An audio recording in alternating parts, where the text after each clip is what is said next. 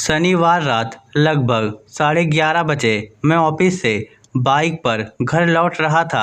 तभी मैंने देखा कि एक लड़की सलवार सूट पहने सड़क पर मदद के लिए इशारा कर रही थी। मैंने बाइक रोकी, लेकिन एक ऑटो हमारे पास से निकल गया। मैंने कहा, जी कहिए।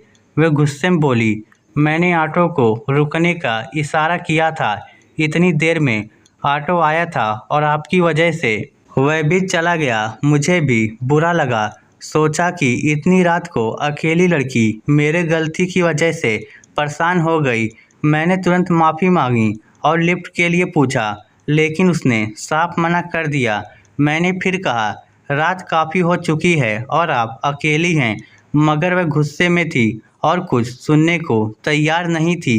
मैंने सोचा कि चला जाऊं, लेकिन फिर मन में आया कि अगर कुछ गलत हो गया तो मुझे इसका दोषी माना जाएगा। मैंने कहा, ठीक है, जब तक आपको ऑटो नहीं मिलता मैं यहीं खड़ा रहूँगा, क्योंकि गलती मेरी है। वह कुछ नहीं बोली। आधा घंटा और बीत गया।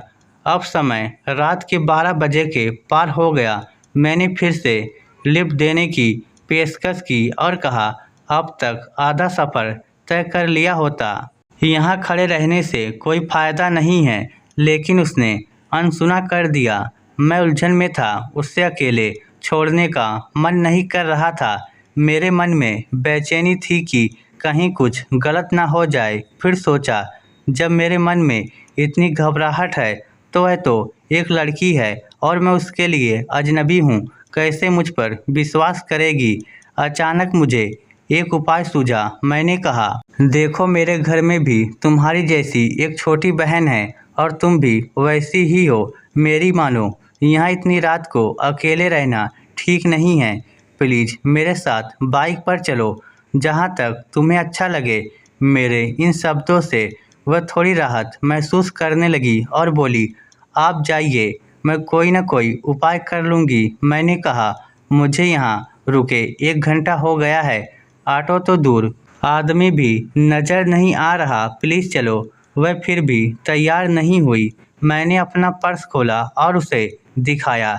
देखो, इसमें मेरी फ़ोटो है, पहचान पत्र है, ड्राइविंग लाइसेंस और आधार कार्ड है। इसे अपने पास रख लो। जब सुरक्षित जगह पहुंच जाओ तो लौटा देना। उसने मेरा आधार कार्ड देखा और कहा, दीपक। मैंने कहा, हाँ, मेरा नाम दीपक है। देखो, अब प्लीज़ मना मत करना। तुम्हारे घर में तुम्हारे माता पिता, भाई बहन इंतज़ार कर रहे होंगे। वैसे मेरे भी मम्मी पापा और बहन इंतज़ार कर रहे हैं। चलो। वह थोड़ी सी मुस्कुराई और बाइक पर बैठ गई। मैंने पूछा, तुम्हारा घर कहाँ है? वह बोली, आप चलते रहो, जहाँ लगेगा बता दूंगी। लगभग 1 घंटा लगातार बाइक चलती रही। वह कुछ नहीं बोली। लगभग 40 किलोमीटर के बाद वह बोली, बस यहीं रोक दो, और तुरंत एक सड़क से कॉलोनी की ओर जाने वाले रास्ते पर दौड़ पड़ी। कुछ ही मिनटों में वह मेरी आंखों से ओझल हो गई। घर पहुंचा तो 3 बज चुके थे। पापा बहुत गुस्से में थे।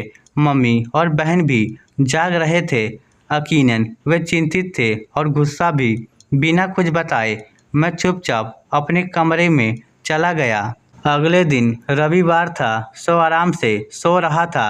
अचानक 11 बजे छोटी बहन ने आकर झकझोरा, भैया उठो, कोई लड़की आई है। उसके मम्मी पापा भी हैं। क्या कोई लफड़ा कर दिया है क्या? और हंसने लगी। पापा बुला रहे हैं नीचे, जल्दी चलो। मैंने कहा, पागल है मैं और लफड़ा, शैतान कहीं की।